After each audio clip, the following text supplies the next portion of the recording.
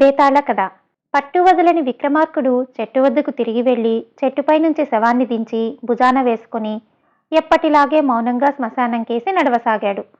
అప్పుడు శవంలోని బేతాళుడు, రాజా, చేపట్టిన కార్యం సాధించి తీరాలనే నీ పట్టుదల, అకుంఠిత దీక్ష నాకు విస్మయం కలిగిస్తున్నవి. అయితే భీతి గొలిపే ఈ శ్మశానంలో ప్రతిసారి భంగపాటు చెందుతూ ఎంతకాలమని నీ పట్టుదల ఓర్పులను నిలుపుకోగలవు? నువ్వు కార్యసాఫల్యం పొందే లోపలే నిన్ను వార్ధక్యం లోబర్చుకుంటుందేమో అని నాకు అనిపిస్తున్నది. ప్రాణకోటికి, అందునా ముఖ్యంగా మనిషికి వార్ధక్యం శాపం లాంటిది. నువ్వు ఆ దశకు చేరాక ఇప్పుడు నీలో ఉన్న లోకజ్ఞత, ఇంగితాలు కూడా మొద్దుబారిపోగలవు. ఆ స్థితిలో నువ్వు ఉదయపురి రాజు సూర్యసింహుడిలా అనాలోచితము, అసంబద్ధము అయిన నిర్ణయాలు చేసే అవకాశం లేకపోలేదు. ఇందుకు ఉదాహరణగా ఆ రాజు కథ చెబుతాను, శ్రమ తెలియకుండా విను అంటూ ఇలా చెప్పసాగాడు.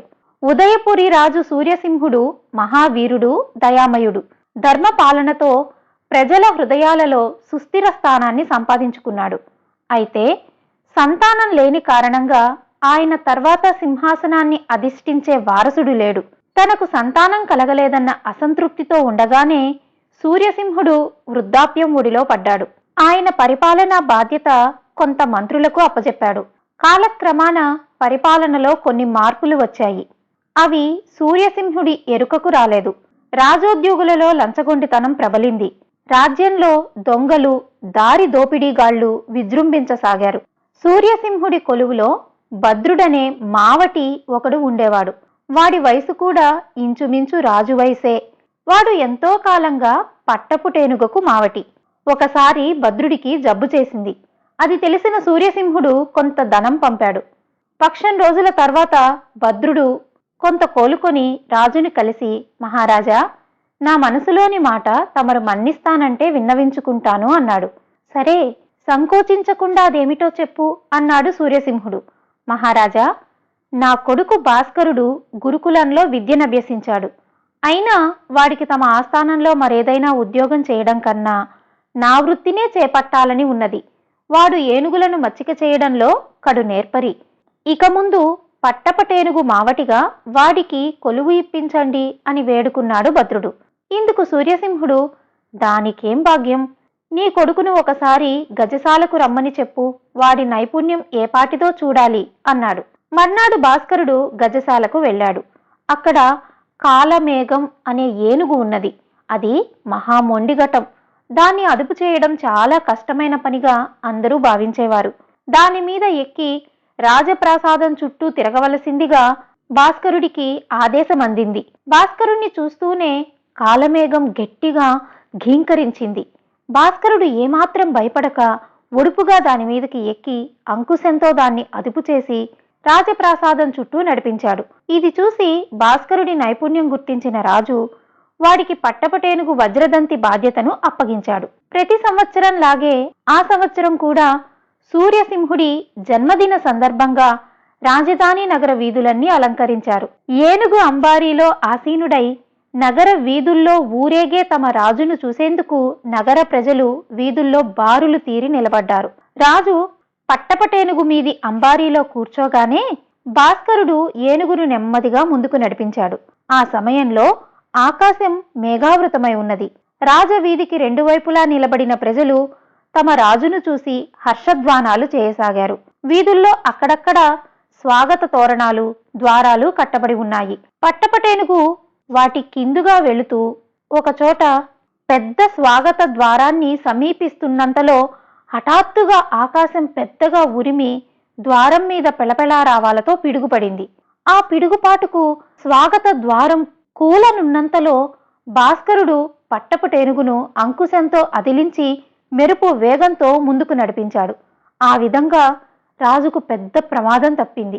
మెల్లగా నడిచే ఏనుగును త్రుటి కాలంలో మెరుపు వేగంతో ముందుకు పరిగెత్తించడం అన్నది గజ విద్యలో ఎంతో క్లిష్టమైన ప్రక్రియ. అందుకు ఎంతో మనస్థైర్యం, లాఘవం కావాలి. ఇది రాజు సూర్యసింహుడు గమనించాడు. తిరిగి అంతఃపురం చేరాక రాజు తనను ప్రమాదం నుంచి రక్షించినందుకు భాస్కరుణ్ణి అభినందించి, నీ మనసులోని కోరిక చెప్పు, తప్పక తీరుస్తాను అన్నాడు. రాజు ఇలా అనగానే భాస్కరుడు ఆలోచనలో పడ్డాడు. వాడికి ఒకేసారి 3 ఆలోచనలు కలిగాయి. మొదటిది, వాడి స్నేహితుడైన జనార్దనుణ్ణి గురించి. జనార్దనుడు భాస్కరుడితో పాటు గురుకులంలో విద్యాభ్యాసం చేశాడు. అతడు రాజుగారి కొలువులో ఉద్యోగం కోసం ప్రయత్నించాడు. ఫలితం లేకపోయింది. అతడికి ఉద్యోగం ఇప్పించడం స్నేహధర్మం. రెండవ ఆలోచన, భాస్కరుడి పొరుగున ఉండే వీరదాసు ఇంట్లో దొంగలు పడి ఉన్నదంతా దోచుకొని పోయారు. నగర పాలకుడికి చెప్పుకున్నా దొంగలు దొరకలేదు. పొరుగువాడికి సాయపడడం మానవతా ధర్మం. మూడవ ఆలోచన, భాస్కరుడి చిన్ననాటి గురువు సుధర్ముడికి జబ్బు చేసింది. వైద్యులు మందులు వాడి రాజవైద్యుడు తప్ప మరెవ్వరూ ఆయన జబ్బు నయం చేయలేరని తేల్చి చెప్పేశారు. ఆయనకు రాజవైద్యుడి చేత వైద్యం చేయించడం శిష్యధర్మం. భాస్కరుడు ఆలోచనలో పడడం గమనించాడు సూర్యసింహుడు. భాస్కరా, ఏమిటాలోచిస్తున్నావు? ఏం కోరిక కోరాలనా? నీ మనసులోని ఆలోచన చెప్పు, నేను పరిష్కారం చేస్తాను అన్నాడు. భాస్కరుడు తన మనసులో కలిగిన 3 ఆలోచనల గురించి రాజుకి చెప్పాడు. అది విన్న సూర్యసింహుడు భాస్కరుడి కోరికలు 3 అతని స్వలాభానికి కాకపోవడం గమనించి ఆశ్చర్యపోయాడు. మరొకరైతే ధనం, విలువైన కానుకలు కోరుకుని ఉండేవారు. రాజు తన ఆశ్చర్యాన్ని కప్పిపుచ్చుకొని, అన్నీ మంచి కోరికలే, నీవే తేల్చి చెబితే ఒక్క కోరిక తీర్చగలను అన్నాడు. భాస్కరుడు ఒక్క క్షణం మౌనంగా ఊరుకొని, ప్రభు, రాజోద్యోగులలో కొందరు లంచగొండులుగా తయారవుతున్నారు. వారిని కఠినంగా శిక్షించి లంచగొండితనాన్ని నిర్మూలించండి అని కోరాడు. ఇది విని సూర్యసింహుడు పట్టరాని సంతోషంతో లేచి భాస్కరుణ్ణి కౌగిలించుకొని, నాయనా భాస్కరా, ఎంతో కాలంగా నన్ను పట్టి పీడిస్తున్న వారసులు లేరన్న దిగులు, నా తర్వాత రాజ్యం ఏమవుతుందో అన్న చింత నువ్వు కోరిన కోరికతో వదిలిపోయాయి. నిన్ను త్వరలోనే యువరాజుగా పట్టాభిషిక్తుణ్ణి చేస్తాను. నా తర్వాత ఉదయపురి రాజ్య సింహాసనం నీవే అన్నాడు. బేతాళుడు ఈ కథ చెప్పి, రాజా, సూర్యసింహుడు తన పట్టపుటేనుగు మావటికి ఉదయపురి రాజ్య సింహాసనాన్ని దారాదత్తం చేయబూనడం అనాలోచితం, అసంబద్ధం కాదా? భాస్కరుడి ఆలోచనలకు, వాడు కోరిన కోరికకు ఏమాత్రం సంబంధం లేదని తెలుస్తూనే ఉన్నది కదా. అలాంటి వాణ్ణి తన వారసుడిగా నిర్ణయించడాన్ని బట్టి రాజు సూర్యసింహుడికి వార్ధక్య భారం వల్ల లోకజ్ఞానం, మేలు కీడుల తారతమ్యం తెలియకుండా పోయినట్టే కదా. ఈ సందేహాలకు సమాధానం తెలిసి కూడా చెప్పకపోయావో నీ తల 1000 ముక్కలుగా పగిలిపోతుంది అన్నాడు. దానికి విక్రమార్కుడు, కొందరు వ్యక్తులు మానసికంగా వయసు వార్ధక్యాలకు అతీతులుగా ఉంటారు. ఇలాంటిది అరుదైన విషయం కావచ్చు, కానీ ప్రకృతి విరుద్ధం మాత్రం కాదు. రాజు సూర్యసింహుడు వృద్ధుడే కావచ్చు, కానీ భాస్కరుణ్ణి తన వారసుడిగా నిర్ణయించడంలో ఆయన బుద్ధి కుశలత ప్రస్ఫుటమవుతున్నది. ఏ విధంగానంటే, భాస్కరుడి 3 కోర్కెలలో తను ఒక్క కోరిక మాత్రమే తీర్చగలనన్నాడు సూర్యసింహుడు. ఇందుకు భాస్కరుడు కోరిన కోరిక లంచగొండి రాజోద్యోగులను కఠినంగా శిక్షించమని. వాడు కోరిన ఆ ఒక్క కోరికలోనే మిగతా కోరికలకు పరిష్కార మార్గం ఉన్నది. లంచగొండి రాజోద్యోగుల కారణంగానే వాడి మిత్రుడికి కొలువులో ఉద్యోగం దొరకలేదు. వాళ్ల కారణంగానే పోయిన పొరుగింటి వాడి సొమ్ము తిరిగి లభ్యమయ్యే అవకాశం లేకుండా పోయింది.